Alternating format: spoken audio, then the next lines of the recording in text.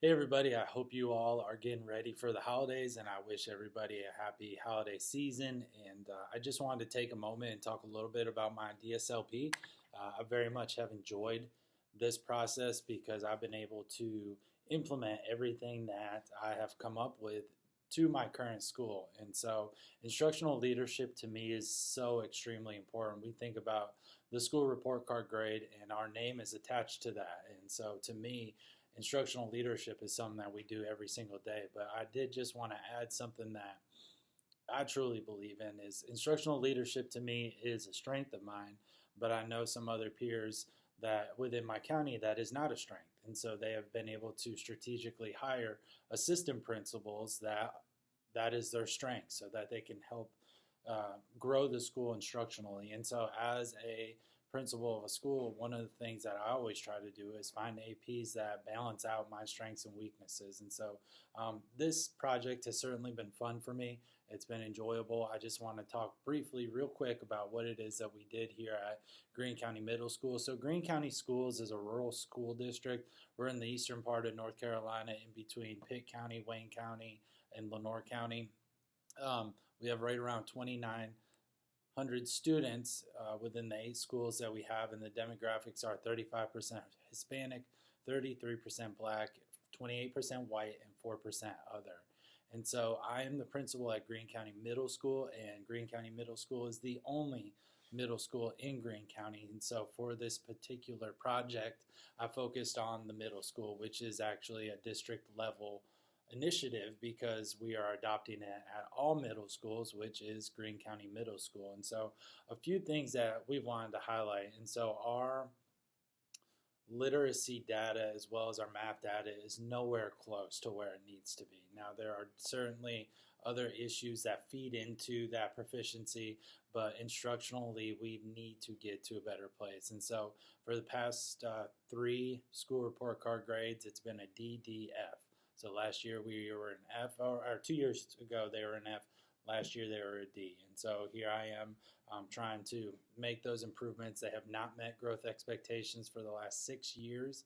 And when you look at the North Carolina teacher working conditions surveys, as well as I had individual meetings with every staff member when I took over, teachers need support. They are desperately wanting the support from administration as well as coaches to get to a strong place instructionally and get these kids to grow. And so we've identified that instructional capacity and growth of our teachers is a need. So what we are going to do and things that we have started, we have clear expectations and non-negotiables for staff when it comes to literacy, math, science, and social studies instruction. And so these non-negotiables were created with our MTSS district team and then rolled out school-wide and talked about and then continue to be talked about with our teachers all the time. And so what should we see with the curriculum? What should we see with the environment? What should we see with instruction? All of that is laid out for them and has been gone through. Weekly walkthroughs for every staff member. And so we have myself as well as 2 assistant principals. Every staff member is seen at least once a week with a clear or walkthrough document. So we fill out the document with what we're seeing and then what we would like to see afterwards.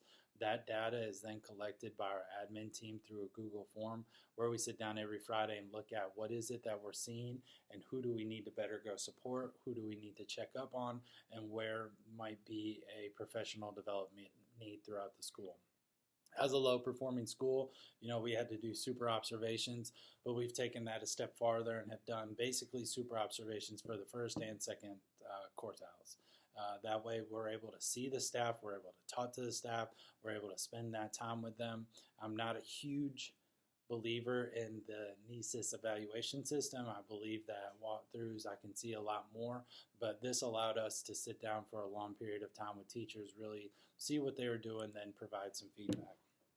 We have individual coaching and team coaching sessions, and so we have identified teachers through our walkthrough forms as well as EVAS data that need some specific coaching going along. So we have provided them a coach to help grow them instructionally as well as team coaching. And so if there's a seventh grade team or an eighth grade team or sixth grade team that specifically needs some support in instruction, we pull them together and work with them. Now this was supposed to stay 5 minutes, so I'm going to rush through the last three.